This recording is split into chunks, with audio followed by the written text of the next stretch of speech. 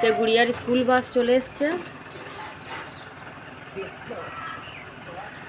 এই বাসটা না আমাদের এখানেই থাকে, আমাদের এই মানে ওই কালীবাড়ির কাছেই থাকে। যত বাস আছে হিমশিলা সব কিন্তু ওখানেই থাকে। তো রিয়া এখন রেডি হয়ে গেছে, ও বেরিয়ে যাচ্ছে। আর ওই যে ওর বাবা নিয়ে যাচ্ছে, ওকে বাসে তুলে দেবে। প্রচণ্ড রোদ, বৃষ্টির তো কোনো সম্ভাবনা আমি দেখতে পাচ্ছি না। এই যে দেখো কতটা রোদ, দেখো প্রচুর রোদ। আর রিয়ার এখন একটু কষ্টই হয়েছে, কারণ এখান থেকে আসানসোল যাওয়া আসা ওর পক্ষে সত্যি খুবই ধকল এটা। তো কি করবে, ওখানেও থাকতে পারছে না। ওখানে তো ঘর ভাড়াটা এমনিই যাচ্ছে আমার 6,500 টাকা করে ভাড়া নিচ্ছে, কিন্তু ওখানে থাকেই না। এই শনি রবিবারটা আবার ওকে থাকতে হবে, জানি না কি করবে। তো ও এখন যাতায়াতই করছে, ডেলি প্যাসেঞ্জারই করছে, কারণ ওর অসুবিধা হচ্ছে। তো যাই হোক, কী করবে এখন। তো মাকে ওই যে দিয়ে পাঠালাম তরকারি আজকে। আর মাঝে মাঝে পাঠাই, মাঝে মাঝে যখন ভালো মন্দ হয় কিছু দিয়ে পাঠায়। আর গুড়িয়ার বাবা আসলে সবসময় তো আর মানে ওর যেতে ইচ্ছে করে না, বলে যে দূর আমি যাব না। বলে আজকেও বলছিল, তো আমরা ঠিক আছে তাহলে আমিই তাহলে চলে যাব, তুমি তাহলে ছেড়ে দাও। তো প্রথম বলছে না ছেড়ে দাও, তোমার আবার ঘরে থাকাটা দরকার, গুড়িয়া আবার একটা সময় চলে আসবে। তো আবার আমি যাওয়া মানে আমাকে আবার সে টোটো ধরে যেতে হবে। তো সেই জন্য বলছে না ঠিক আছে আমি তাহলে দিয়ে আসছি, সেই জন্য গেল। নাহলে যাওয়া কোনো ব্যাপার না, সকালে তো আমার সবই হয়ে যায়, কাজকর্ম সবই হয়ে যায়, মায়ের সঙ্গেও দেখা হবে। কিন্তু ওই যে ওই একটার সময় আবার গুড়িয়া আসবে, আমাকে তার আগে তো ফিরতেই হবে। তো সেই জন্য ও বললো না ঠিক আছে আমি তো বেরোচ্ছি, ওকে দিতে গেল ওই পথে ও চলে যাবে মায়ের ওখানে গিয়ে ও দিয়ে আসবে। আর আজকে আমার বিকেলবেলায় একটা প্রোগ্রাম আছে দেখতে পাচ্ছি, কারণ দিদি এমনি পরিষ্কার করে যায়, গ্যাসটা এমনি মুছে চা নিয়ে যে বসলাম। তো এখন 8:20 বাজে, গুড়িয়ার বাবা এখনও আসেনি। ও আসলে একটু চিকেন আনবে বলতে রাত্রিবেলায় বললাম যে আমার প্রোগ্রাম আছে, তো ওখানে আমাদের খাওয়া দাওয়া হবে, তো আমি খাবো না। তো আমি বললাম তাহলে একটু চিকেন নিয়ে আসো, তো চিকেন তোমাদের জন্য করে দেবে দিদি। তো ওই জন্য চিকেন আনবে, আর একটু বাজার দেখবে, একটু আলু টালুও নেই দেখছি, তো আলু আনবে, একটু সব নিয়ে আসবে। ফেরার পথে এসে নিয়ে ব্রেকফাস্ট করবে। তো আমি এখন এই যে চা বিস্কুট এই যে নিয়ে বসেছি, খেয়ে নিই। আর তো অনেক কাজ থাকে, ঝাড়াঝাড়ি এসবের কাজ থাকে, রান্না ছাড়াও ঘরে প্রচুর কাজ থাকে, ঝাড়াঝাড়ি এসব আমার আবার একটু বাতিকও আছে, তো করতেই হয় এগুলো।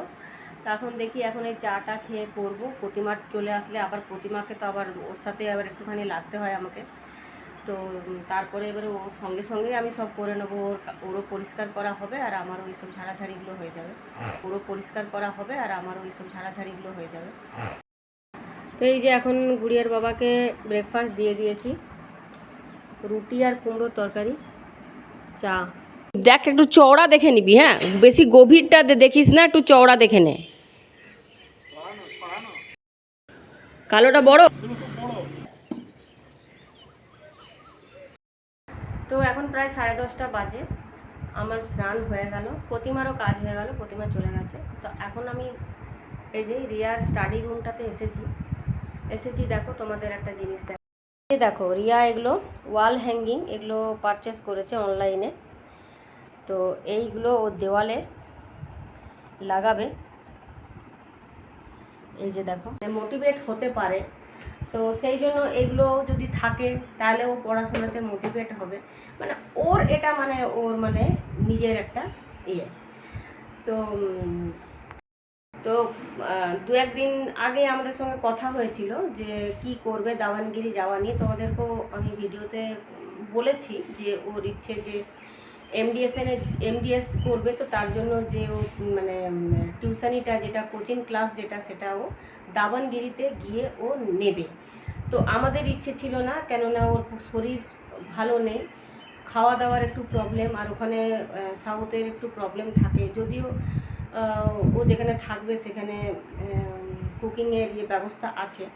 তো সেই জন্য তবুও মানে আমি ভেবেছিলাম যে আসার একটা প্রবলেম আছেই, অনেকটা দূর, ট্রেনে গেলে প্রায় 3 দিন লেগে যাবে, আর ফ্লাইটে গেলে 3 ঘন্টা। তো সেটা এখন আমি ভাবছি, কিন্তু ও সেটা ভেবেছিল যে হ্যাঁ ঠিক আছে চলো তাহলে অনলাইনে ক্লাসটা আমি করে নেব।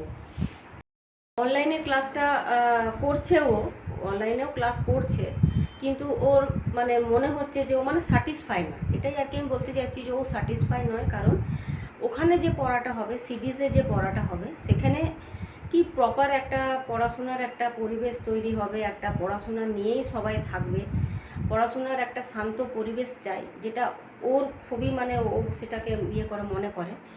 তো যার জন্য এই ঘরটা একটু নিরিবিলি, এই ঘরটা নিরিবিলি কিন্তু প্রচণ্ড গরম। এই ঘরটা আসলে গরমে থাকা যায় না, এতটাই গরম, ঠান্ডাতে আবার প্রচণ্ড ঠান্ডা। হ্যাঁ, ঘরটা মানে একটু বদ্ধ টাইপের আর কি, মানে খোলামেলা নয়। এইদিকে জানলাটা আছে, কিন্তু এই এই যে জানলাটা দেখছো, এই জানলাটা খুললেও হাওয়া আসে না, কেননা ওইদিকে ঘর আছে যেহেতু, তো হাওয়াটা গাঢ় হয়ে যায়, আসতে চায় না হাওয়া।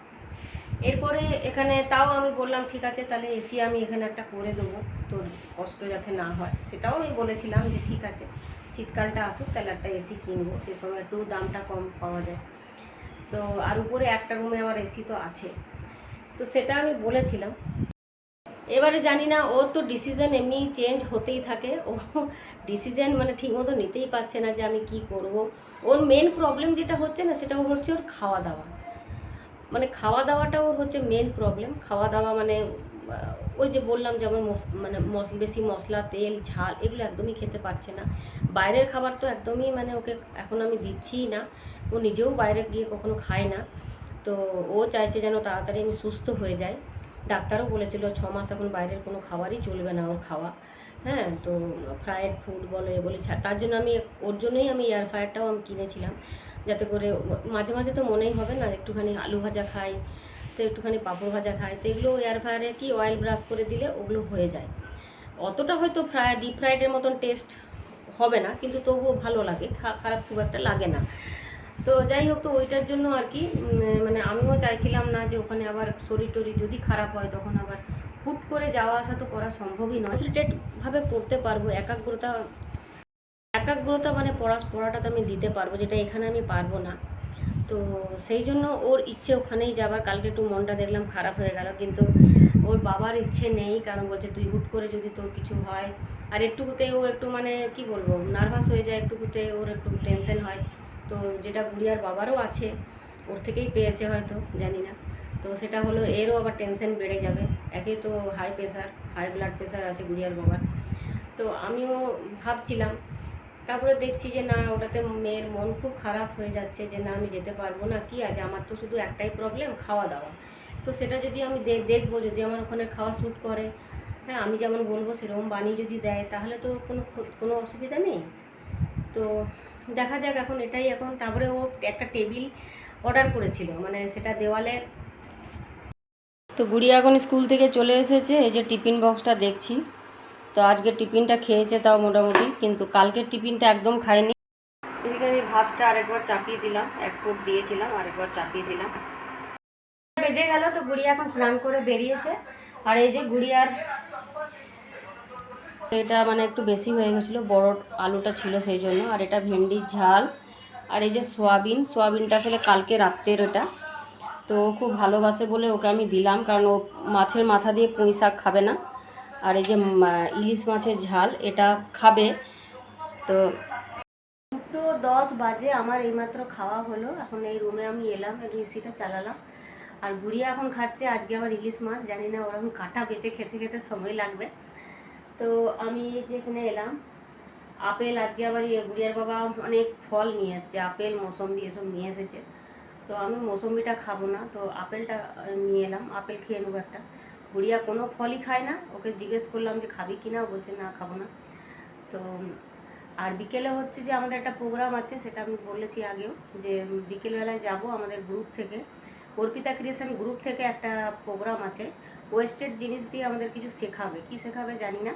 তো সেখানে যাব, ওই কি শেখাবে যাই হোক। তো ওটা আরেকটা মানে ও রাত্রেবেলা ডিনারটা ওখানে আমাদের করব। হ্যাঁ, তো মাংস ভাত খাওয়ানো হবে, তো সেই জন্য গুড়িয়ার বাবা চিকেন এনেছে। তো এই ঘরেও আমাদের হবে, দিদি এসে রান্না করে দেবে। তো শুধু আমি একা যাব, তো সেই জন্য মেয়েরাও একটু চিকেন খাক তাহলে। তো সেই জন্য রাত্রে রান্না হবে চিকেন, ঘরেও আমাদের হবে। তো আর আমি ওখানে খেয়ে আসবো। তো দেখি কতটা কি তোমাদের সাথে শেয়ার করতে পারি। তো চলো এখন আমি আপেলটা খেয়ে নিই। আপেলটা খুব মিষ্টি, দেখো লাল আপেল একদম, গুড়িয়া একদম খেতে চায় না। এই ফল টলগুলো খাওয়া কত ভালো, এখন একদম ফল খেতে চায় না। ও শুধু মানে যেগুলো তোমার পুষ্টিকর নয় সেসব খাবারগুলো খাবে, আনহেলদি যে ফুডগুলো সেগুলো খাওয়ার চেষ্টা করে, কিন্তু ভালো জিনিস একদমই খেতে চায় না, আমি দেখেছি। কিন্তু যাই হোক, এখন আপেলটা খাই, একটুখানি রেস্ট নেবো ভাবছি। গুড়িয়ার কতক্ষণে খাওয়া হবে তাও জানি না, একটু রেস্ট নিয়ে নিই, তারপর আবার রিয়া চলে আসবে, ওকে আবার রুটি করে দিতে হবে। বুঝতেই পারছো তো, প্রতিমাকে বলেছি যে ছাদটা একদিন পরিষ্কার করে দে, তো পরিষ্কার করে দেবে। ওই যে ঝড়টা একটু হয়েছিল না, ঝড়ের সময় টবটা ভেঙে গেছে, পুরো গুঁড়ো গুঁড়ো হয়ে গেছে পুরো টবটা, তো সেগুলো সব এখন ঝাড় দিতে হবে, ঝাড় দিয়ে সেগুলো ফেলতে হবে। প্রতিমাকে বলেছি ও সময় পেলে করে দেবে। তো সকালবেলার দিকটা প্রচণ্ড রোদ থাকে তো, আর রোদে ওই কাজগুলো করা যায় না, একটু বৃষ্টি টিষ্টি পড়লে বা একটু মেঘলা ওয়েদার হলে ছাদ পরিষ্কার করা যায়, না হলে তো প্রচণ্ড রোদ, তো সময় করে করবে। তো আজকে একদম হাওয়া নেই, তো চলো যাই দেখি। গুড়িয়ার বাবা মনে হয় চলে গেল রিয়াকে আনতে, তো চলো আমিও এবারে বেরোবো। এই যে আমরা এখানে পৌঁছে গেলাম, আমাদের গন্তব্যস্থলে পৌঁছে গেছি। এই যে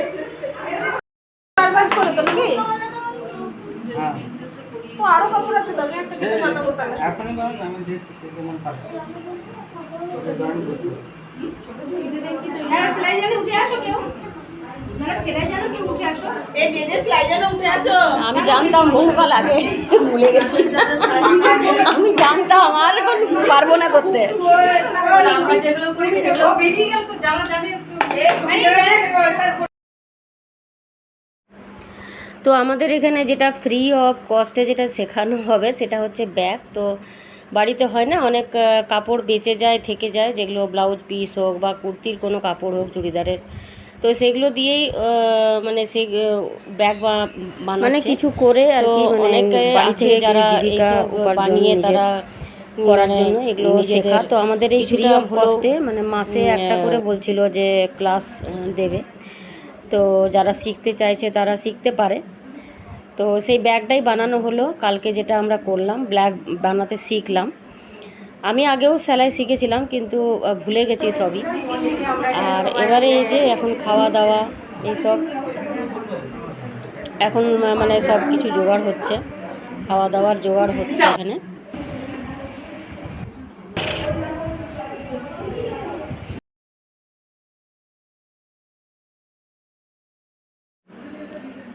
তো এইসব ওয়েস্টেড জিনিস দিয়ে অনেকে অনেক কিছু শেখে, তো শিখে অনেকেই স্বনির্ভর হতে পারে, বাড়ি থেকে কাজ করতে পারে।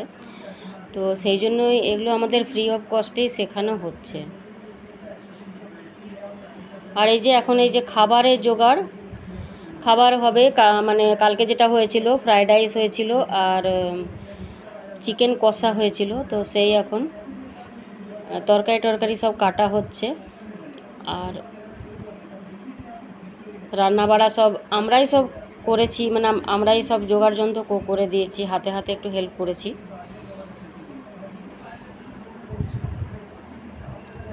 এই যে ব্যাগটা এই যে রেডি হলো, ব্যাগ এই যে রেডি হয়ে গেল, খুব সুন্দর হয়েছে ব্যাগটা, থলির মতন।